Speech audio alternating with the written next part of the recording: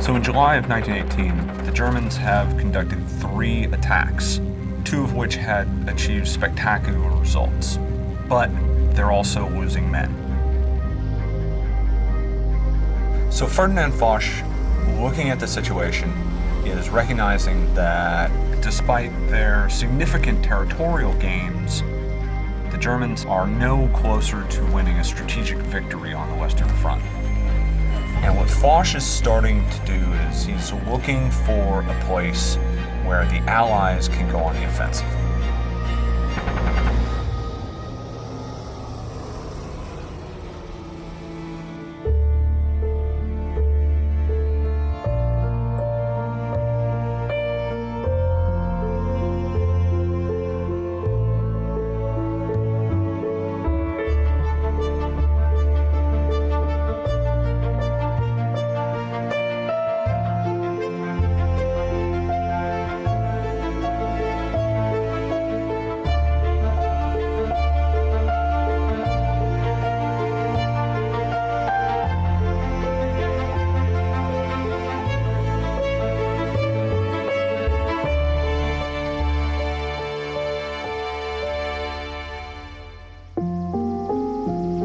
Ludendorff's objective during the spring offensives had been to separate the British from the French, push them off of the European continent, and isolate the French. So Ludendorff's idea is to attack the British again. He wants to pull all Allied reserves, particularly French reserves, away from the British sector.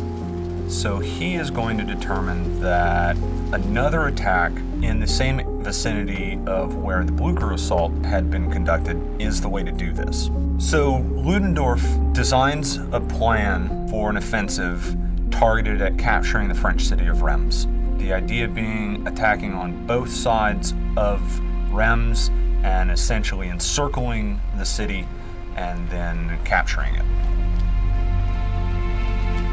At the same time, Foch consults with Pétain, Haig, and with Pershing, and believes that the Germans are going to make another attack, and he wants to blunt the German attack and then immediately counterattack.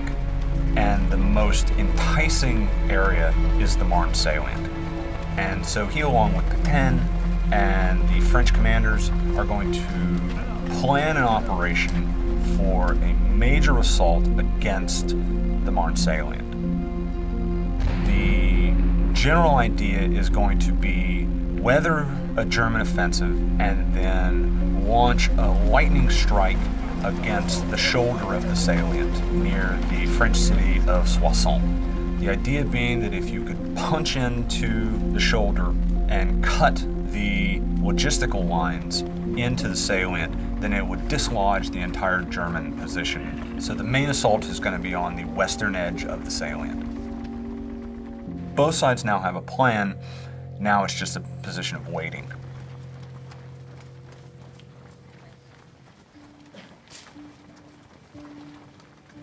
Now, unfortunately for the Germans, on 15 July, hours before the German offensive was set to begin, an Allied patrol had captured several German prisoners, including a German officer. The officer had orders designating when the offensive was to begin. That information was quickly relayed up the chain of command, and the Allies prepared to launch an anticipatory artillery strike against the Germans before they began their offensive. And in fact, this is what they do. About 15 minutes before the German offensive was set to go off, while the German ground forces were gathering in their staging area, the Allies launch a massive artillery barrage, killing many Germans, disrupting much of the German organization, and indicating clearly that the Germans did not have the element of surprise. However, as is so often the case, plans are in motion and it's too late to alter them at this point. So at the set time, the German batteries commence firing on the Allied lines. So not only have the Germans lost the element of surprise, but they're also facing the Allies who have arranged their forces in a much more sophisticated way. The French by this point have understood the concept of a defense in depth, and they are going to utilize that on a large section of their frontage. This enables them to bear the initial brunt of the enemy attack and then stop it and push it back. So the Germans are going to launch their assault on 15 July, and they're going to have limited success to the east of Reims. To the west of Reims, they're going to fight a very, very difficult, drawn-out battle against the French and American forces arrayed there, the most significant of which is going to be the fight against the American 3rd Division in the Surmelin Valley. But the Americans and the French are going to hold and succeed in providing Foch what he needs, which is that initial stoppage of the Germans, which allows Foch to launch his counterattack. It is going to begin on 18 July. It is tremendously successful. To the north near Soissons, the American 1st Division, American 2nd Division, and French 10th Moroccan Division are going to drive into the German lines, advancing as many as 5 to 10 kilometers over 3 days, effectively bringing the German logistical system under threat of artillery barrage, which does exactly what Foch had wanted, which was to force the Germans to begin withdrawing from the Marne salient. The attack is not so successful that it completely surrounds the German forces within the salient, but it does batter the Germans to a degree that they now have to withdraw. In the process of doing this, the 1st and 2nd Division suffer a tremendous number of casualties. They are going to be rendered combat ineffective for at least a month. They will not go back into action until early to mid-September. The Americans are still having problems with coordinating infantry and artillery and armor, so combined warfare, but they're learning. Several days after the initial attack, on 18 July, Allied forces all along the salient begin a general offensive, and over the next roughly 2 weeks, the Germans are going to conduct a fighting withdrawal from the edges of the salient. They are going to pull back to a series of defensive lines that they have established, trying to hold off the advancing Allies. By early August, the Germans have withdrawn all the way to the Veyle River. The Americans and the French have followed them, and most significantly, the Americans take up position near the small French town of Fimes. At this point, the salient has effectively been reduced, and the Allies have seized the strategic initiative.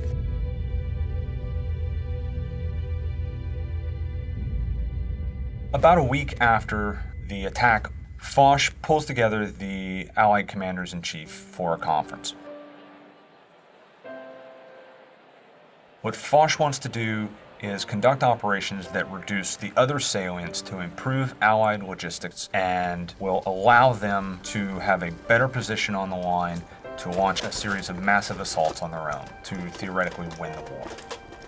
With the reduction of the Marne salient already underway, there is another salient up near the Belgian town of Ypres, just south of it in the British zone. There's also a large salient near the city of Amiens. These will be reduced by the British in coordination with the Belgians and the French. To the east, there is a large salient surrounding the town of Saint-Mihiel, just south of Verdun. This task is going to go to the Americans. Pershing has been negotiating with Foch over the course of the summer to create an independent American army. With the battle experience that American divisions are gaining, Foch now agrees that the time is right to go ahead and form an American army. Because most American training and logistical networks are located in Lorraine, this makes St. Mihiel an ideal location for an assault by the American army. Pershing, acting upon his agreement with Foch, is going to call for the formation of the American First Army, which will come together formally on 10 August.